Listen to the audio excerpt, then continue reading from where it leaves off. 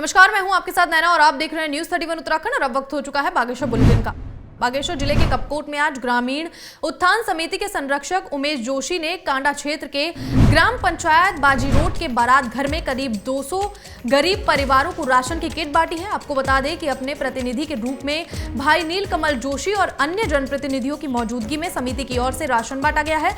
वहीं स्थानीय लोगों ने समिति के इस काम की प्रशंसा करते हुए इसे सराहनीय कदम बताया है। राजकीय इंटर कॉलेज बाजी रोड के मैदान में ये खड़े हैं। यहाँ पर आज ग्रामीण उत्थान समिति की ओर से जो कि उमेश जोशी जी जिसका संचालन करते हैं कपकोट में विगत 40 सालों से, और उनके सुपुत्र नीलकमल जी के नेतृत्व में आज यहाँ पर एक बहुत बड़ा कार्यक्रम ये 3 ग्राम सभाओं का किया गया, जिसमें ग्रामीण उत्थान समिति कपकोट के जो आदरणीय संरक्षक उमेश जोशी जी उनके द्वारा अपनी संस्था के माध्यम से कांडा क्षेत्र में बाजी रोड में लगभग 200 परिवारों को जो ज़रूरतमंद परिवार थे इस कोरोना वैश्विक महामारी में राशन किट उपलब्ध कराया गया। बागेश्वर जिले के कांडा में आज आंदोलनकारियों ने राज्य आंदोलनकारी प्रमाण पत्र जारी किए जाने की मांग को लेकर बैठक का आयोजन अध्यक्ष बंशीधर कांडपाल की अध्यक्षता में किया।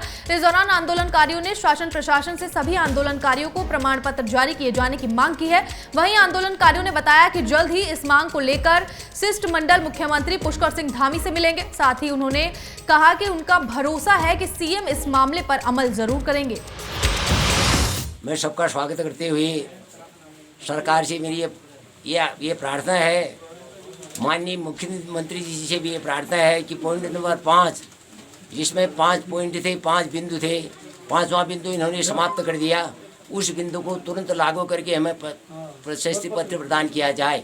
सभी आंदोलनकारियों से जिन्होंने उत्तराखंड राज्य निर्माण में भाग लिया है, तो आंदोलनकारियों को प्रेस विज्ञप्ति के माध्यम से अपने अपने आवेदन पत्र जमा करने के लिए अपने अपने तहसील में जमा करने के लिए कहा था। अपनी मीटिंग रखे हुए हैं कि आज हमारे मुख्यमंत्री, युवा वर्ग और सभी हमारे पहाड़ी निवासी सभी लोग इसी आशा से हैं कि हमको आंदोलनकारी प्रमाण पत्र मिलेगा, और हमें आशा ही है, पूर्ण विश्वास भी है कि हमें ये हमारा पूरा काम आज पूरा हो जाएगा।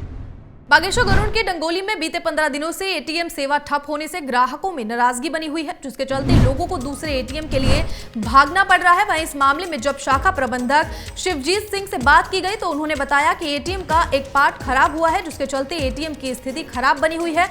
इस दौरान उन्होंने कहा कि लोगों की असुविधा को ध्यान में रखते हुए जल्द ही एटीएम को सही करने का प्रयास किया जाएगा। वहीं अब स्थानीय लोगों ने जल्द ही एटीएम व्यवस्था को दुरुस्त कराने की मांग की है। हमने एक इंजीनियर को बुलाया था यहाँ पे, वो इंजीनियर आए थे पिछले शनिवार को आए थे। उन्होंने एटीएम को खोला भी था और उस एटीएम में कोई इक्विपमेंट, कोई पार्ट उनके पास था नहीं, जिसके लिए उन्होंने कहा कि ये पार्ट जब मिलेगा तभी एटीएम सही हो पाएगा। वो हल्द्वानी, उन्होंने कहा कि हल्द्वानी में मिलेगा, वो गए हैं। बागेश्वर में उत्तराखंड भवन निर्माण और मजदूर संघ का धरना प्रदर्शन आज भी जारी रहा। वही मांग को लेकर मजदूर संघ का कहना है कि अगर जल्द ही उनकी मांगों को पूरा नहीं किया गया तो 22 जुलाई को जिला मुख्यालय के लिए जुलूस निकाला जाएगा। साथ ही मजदूर संघ के सदस्यों का कहना है कि उनके साथ योजनाओं के नाम पर धोखाधड़ी हो रही है, जबकि अब तक उन्हें किसी भी योजना का लाभ नहीं मिला है। साथ ही उन्होंने कहा कि वो किसी राजनीतिक पार्टी से ताल्लुक नहीं रखते हैं, वो बस सरकार से अपनी मांग मनवाने के लिए लंबे समय से प्रयास कर रहे हैं, लेकिन सरकार की तरफ से आज तक उन्हें कोई संतोषजनक जवाब नहीं मिला है। 19 तारीख में मेरी माँ बहनों ने पूरे उत्तराखंड से नहीं, उत्तराखंड में तो अलग अलग जगह हो ही रहा है प्रोग्राम। जनपद की सभी माताओं बहनों ने मेरा इतना अच्छा सहयोग किया, वो एक काबिले तारीफ था जो कल का यहाँ देखने का मिला संघर्ष उनका, और ये संघर्ष हमारा आज भी जारी है। हमने आज सभी लोगों को नहीं बुलाया है। बागेश्वर में जिला पंचायत सदस्यों का धरना प्रदर्शन 28वें दिन भी जारी रहा। इस दौरान सदस्यों ने अध्यक्ष पर गुमराह करने का आरोप लगाया है। आपको बता दें कि जिला पंचायत का यह धरना लगभग 1 महीने के करीब पहुंच गया है, लेकिन अब तक मामले में किसी भी तरह की कार्रवाई नहीं की गई। वहीं अब अध्यक्ष बसंती देव भी बीते बयान के बाद चुप्पी साधे हुए हैं। साथ ही अब देखना यह होगा कि आगे मामले में प्रशासन की ओर से क्या फैसला लिया जाएगा। तो जिस तरीके से हमारी मांगों के लिए हम लोग यहाँ पर बैठे हुए हैं और माननीय अध्यक्ष जी द्वारा यहाँ पर आके बार बार जनता को गुमराह किया जा रहा है। जैसे पूर्व के दिनों में शनिवार के दिन माननीय अध्यक्ष जी यहाँ पर आई और यहाँ पर आके उनके द्वारा सोशल मीडिया पे और पत्रकार बंधुओं को यहाँ पर बुला के प्रेस विज्ञप्ति करी गई और उनके द्वारा कहा गया है कि अब जो है आंदोलन सदस्यों द्वारा अपना आंदोलन धरना छोड़ के मान गए। भारत का स्विट्जरलैंड कहा जाने वाला कोसानी कूड़े की चपेट में आता नजर आ रहा है। दरअसल दिल्ली से कोसानी घूमने आए पर्यटक ने एक वीडियो बनाकर कोसानी की बदहाली को साझा किया है। साथ ही सफाई की चरमाई व्यवस्था पर नाराजगी भी जताई है। बावजूद इसके प्रशासन साफ सफाई को लेकर गंभीर होता नहीं दिखाई दे रहा। नमस्ते आप सभी को। मैं एक पर्यटक हूँ और इस समय मैं कसौनी में हूँ। कसौनी को हमारे गांधी जी ने यहाँ का, हमारे भारत का एक स्विट्जरलैंड भी कहा था। मुझे यहाँ पे 2 हफ्ते हुए हैं। बागेश्वर में बढ़ती मानसूनी बारिश और नदी का जलस्तर काफी बढ़ने के साथ बागनाथ मंदिर में लगातार श्रद्धालुओं का तांता लगा रहता है, जिसके कारण कई श्रद्धालु नदी में स्नान करते हैं। इस दौरान उन्हें किसी भी तरह का कोई नुकसान न पहुंचे, इसलिए प्रशासन की ओर से नदी किनारे सुरक्षा पुलिस कर्मियों की टीम तैनात की गई है, जो अनाउंसमेंट के जरिए लोगों को जागरूक कर रही है। अभी सावन का महीना चल रहा है, तो यहाँ श्रद्धालुओं की काफ़ी भीड़ रहती है, क्योंकि पूजा वूजा लोग करते हैं, गंगा जल का अभिषेक करते हैं। तो इसमें ये रहता है कि श्रद्धालु स्नान करते हैं, तो स्नान करते समय कोई श्रद्धालु के देव अवतरित हो जाता है, तो उसका एक रिस्क रहता है इसमें। तो इसलिए हमारी जो है जल पुलिस की टीम जो है अलर्ट रहती है घाट पे। बागेश्वर का बास्ती गांव बीते दिनों हुई बारिश के चलते आपदाग्रस्त हो गया है, जिसके बाद प्रशासन गांव का मुआयना कर समस्या का निपटारा करने की कोशिश कर रही है।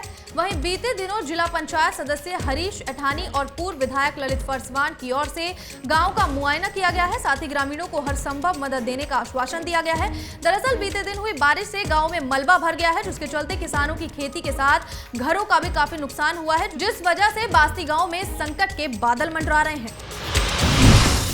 बागेश्वर में युवा स्पोर्ट्स सोसाइटी की ओर से आयोजित ओपन फुटबॉल प्रतियोगिता का मैच केडी कलेक्शन और मां ज्वाला एफसी के बीच खेला गया, जिसमें केडी कलेक्शन की टीम ने 1-0 से जीत हासिल कर सेमीफाइनल में प्रवेश किया है। इस दौरान मैच में मुख्य अतिथि भारतीय जनता युवा मोर्चा के प्रदेश उपाध्यक्ष सुरेश गड़िया ने खिलाड़ियों से परिचय करते हुए कहा कि इन प्रतियोगिताओं के जरिए जिले की खेल प्रतिभाएं अपने खेल का प्रदर्शन कर जिले और प्रदेश का नाम राष्ट्रीय और अंतर्राष्ट्रीय स्तर पर रोशन करेगी। वहीं उन्होंने खिलाड़ियों को हर संभव सहायता देने का आश्वासन दिया है। स्पोर्ट्स सोसाइटी द्वारा जो फुटबॉल का आयोजन किया गया है, यह बागेश्वर जनपद के लिए एक मिसाल के रूप में है और हमारे यहाँ से इसी मैदान से खेले हुए जो हमारे युवा साथी हैं लगातार पूरे देश के अंदर खेल रहे हैं। फिलहाल बागेश्वर बुलेटिन में इतना ही। आप देखते रहिए न्यूज़ 31 उत्तराखंड। नमस्कार।